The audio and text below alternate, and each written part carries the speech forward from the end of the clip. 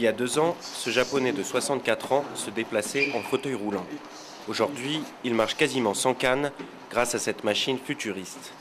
Il s'entraîne régulièrement avec une jambe robotique qui détecte les signaux envoyés à ses muscles par son cerveau, puis assiste ses mouvements. Je me déplace de manière plus stable. J'utilise toujours une canne, mais petit à petit, mon équilibre et mon rythme de marche s'améliorent.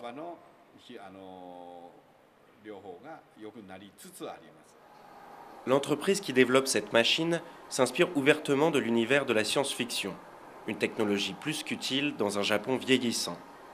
Hôpitaux et maisons de retraite s'en servent déjà.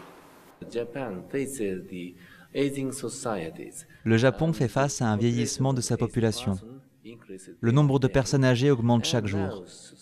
Aujourd'hui, nous devons développer ces technologies pour nous préparer à cette société. Alors que la population mondiale franchit le cap des 7 milliards, celle du Japon décline. Pour faire face, les entreprises rivalisent d'idées de technologies spécialement adaptées aux personnes âgées. Dernière invention de Panasonic, ce lit robotique.